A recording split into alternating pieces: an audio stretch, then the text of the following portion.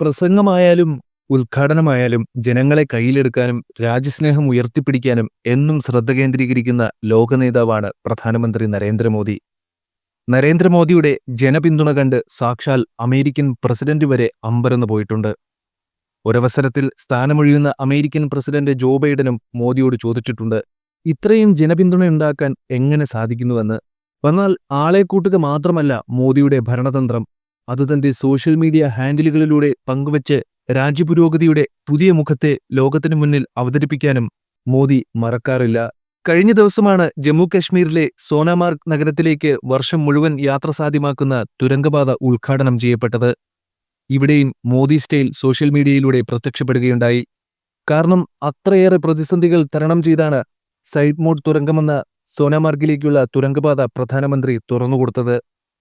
പ്രതിസന്ധികൾ തരണം ചെയ്തുവെന്ന് എടുത്തു പറയാനും കാരണമുണ്ട്. 2012 ഈ പദ്ധതി തയ്യാറാക്കുകയും വൈകാതെ നിർമ്മാണം തുടങ്ങുകയും ചെയ്തിരുന്നെങ്കിലും പദ്ധതി നടപ്പാക്കാൻ ഏറെ ബുദ്ധിമുട്ട് അനുഭവിക്കേണ്ടി വന്നിട്ടുണ്ടായിരുന്നു. കഠിനമായ കാലാവസ്ഥയും ദുർഘടം പിടിച്ച ഹിമാലയൻ ഭൂപ്രകൃതിയിലെ നിർമ്മാണ പ്രവർത്തനവും മുതൽ താഴ്വരയിലെ തീവ്രവാദ പ്രസ്ഥാനങ്ങളുടെ ആക്രമണം വരെ തുരങ്ക നിർമ്മാണം വൈകാൻ കാരണമായി.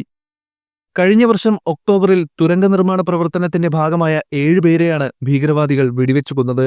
ആപ്കോ ഇൻഫ്രാടെക് എന്ന കമ്പനിയുടെ ഭാഗമായ 6 തൊഴിലാളികളും ഒരു ഡോക്ടറുമാണ് അന്ന് തോക്കിനിരയായത്. കശ്മീരിലെ ഒരു വൻകിട നിർമ്മാണ പ്രവർത്തന പ്രോജക്റ്റിന് നേരെയുണ്ടാകുന്ന ആദ്യത്തെ ഭീകരാക്രമണമായിരുന്നു അത്. സമീപകാലത്തൊന്നും ഭീകരർ സമാനമായ പ്രോജക്റ്റുകൾക്ക് നേരെ ആക്രമണം നടത്തിയിരുന്നില്ല.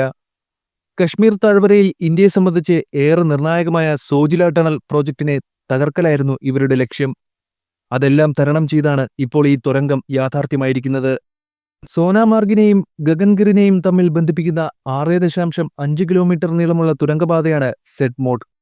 പദ്ധതി യാഥാർത്ഥ്യമാവുന്നതോടെ കശ്മീരിലെ പ്രധാന ടൂറിസ്റ്റ് കേന്ദ്രമായ സോനാമാർഗിലേക്ക് എല്ലാ കാലാവസ്ഥയിലും യാത്ര ചെയ്യാനാകും.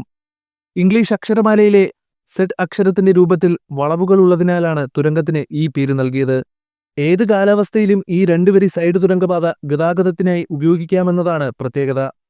സമുദ്രനിരപ്പിൽ നിന്ന് 8650 അടി ഉയരത്തിലാണ് തുരങ്കം സ്ഥിതി ചെയ്യുന്നത്.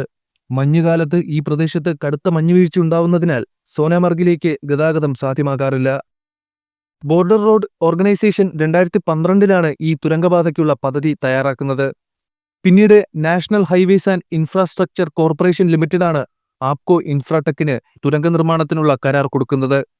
പദ്ധതി 2023 ഓഗസ്റ്റിൽ പൂർത്തീകരിക്കാനാണ് തീരുമാനിച്ചിരുന്നതെങ്കിലും വൈകുകയായിരുന്നു. കേന്ദ്ര സർക്കാരിന്റെ ഏറെ നിർണായകമായ സോജില ടണൽ പ്രോജക്റ്റിന്റെ ഭാഗമാണ് Z Morh project. 13.2 kilometre Zojila പാതയുടെ നിർമ്മാണം 2028 പൂർത്തിയാകും. ഇതോടെ ശ്രീനഗറിൽ നിന്ന് ദ്രാസിലേക്കുള്ള 49 കിലോമീറ്റർ ദൂരം 43 കിലോമീറ്ററായി കുറയും. വാഹനങ്ങളുടെ വേഗത മണിക്കൂറിൽ 30 കിലോമീറ്ററിൽ നിന്ന് 70 കിലോമീറ്ററായി കൂടും. അതിർത്തിയിൽ ചൈനയുമായുള്ള സംഘർഷങ്ങൾ തുടരവെ ലഡാക്കിലേക്ക് വർഷത്തിൽ എല്ലാ സമയത്തും ഗതാഗതം സാധ്യമാക്കാനുള്ള പദ്ധതിയാണ് സോജില ടണൽ പ്രോജക്ട്. ആവശ്യമെങ്കിൽ ലഡാക്കിലേക്കുള്ള സൈനിക നീക്കത്തിന് വരെ ഈ പാത ഉപയോഗിക്കാനാണ് സർക്കാർ ലക്ഷ്യം വെക്കുന്നത്. 12,000 അടി ഉയരത്തിലുള്ള സോജില ടണൽ നിർമ്മാണ പ്രവൃത്തി പുരോഗമിക്കുകയാണ്. ഈ ടണലിന്റെ നിർമ്മാണത്തിന് സൈഡ് മോഡ് ടണൽ ഏറെ പ്രധാനപ്പെട്ടതാണ്. ലഡാക്കിലേക്ക് സുഗമമായ ഗതാഗതമുണ്ടാകേണ്ടത് സൈന്യത്തിന്റെ അതിർത്തി സംരക്ഷണത്തിന് നിർണായകമാണ്. പാകിസ്ഥാനുമായുള്ള അതിർത്തിയിൽ ഏറെ തന്ത്രപ്രധാനമായ സിയാച്ചിനിലേക്ക് ഉൾപ്പെടെയുള്ള സുഗമ ഗതാഗതത്തിന് ഇത് ആവശ്യമാണ്. സൈന്യത്തിന് ആവശ്യമായ യുദ്ധസാമഗ്രികൾ എത്തിക്കാനും ലഡാക്കിനെ മറ്റു പ്രദേശങ്ങളുമായി ബന്ധിപ്പിക്കുന്ന മികച്ച റോഡുകൾ ആവശ്യമാണ്.